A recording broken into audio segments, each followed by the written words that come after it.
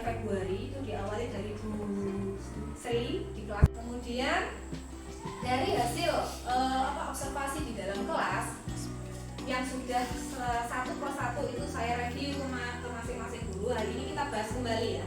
Secara garis besar ada 11 catatan yang mungkin bisa dijadikan bahan pertimbangan untuk perbaikan. Yang pertama itu adalah masalah kesepakatan kelas yang belum dibuat secara kolaborasi dengan murid.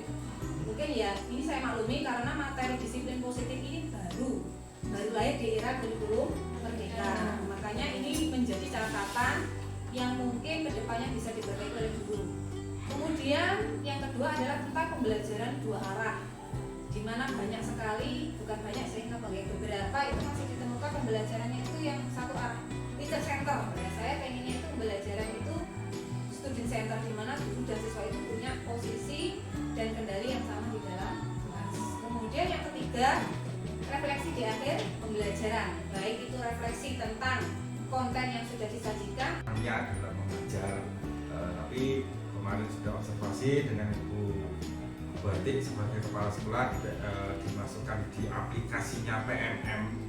Itu saya sudah tahu, oh ternyata kasus saya sendiri mawon, kasus saya masalah tanya jawab kepada siswa. Tanya jawab kepada siswa biasanya mungkin kurang tahu juga.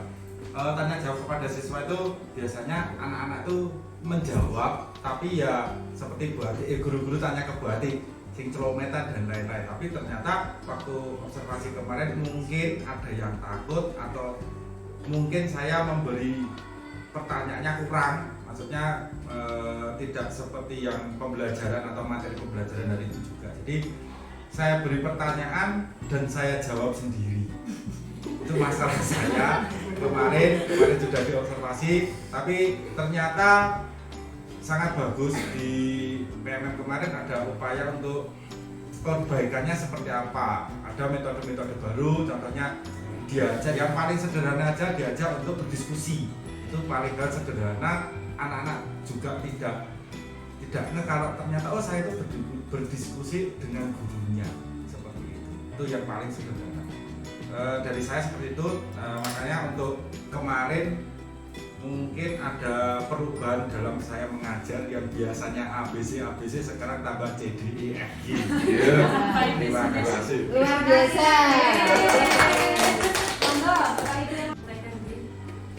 Tadi Bu Hati memberikan kalau ada pembelajaran yang berdiferensiasi. Ini adalah PR saya yang waktu EKG 2 tahun yang lalu, Bu, jujur saya tuh nggak tahu apa itu berdiferensiasi. Ternyata setelah saya diobservasi sama Bu Hati itu saya sudah melakukan itu, walaupun saya tidak tahu itu apa, kata Bu. Itu saya terus inspirasinya saya ternyata itu waktu diobservasi itu belum merefleksi diri sendiri.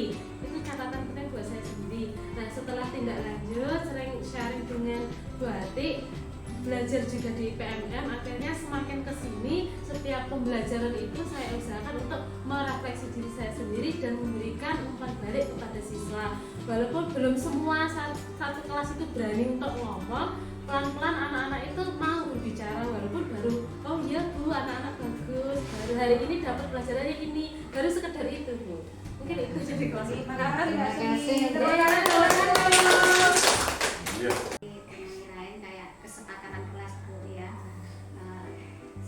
Dari awal itu tidak tahu kesepakatan kelas kayak seperti sanksi itu apa. Sempat salah saya itu. Sanksi itu dalam pikiran saya itu anak itu kalau salah terus dihukum, ada hukumannya gitu. Ternyata tidak. Tidak seperti itu. Jadi seperti memberikan kesepakatan biar anak-anak itu lebih berani maju, tampil, terus mengerjakan sesuai apa jadwalnya gitu saja. Cuma itu saja. Luar biasa. Monggo segalanya untuk memperbaiki kinerja jenengan.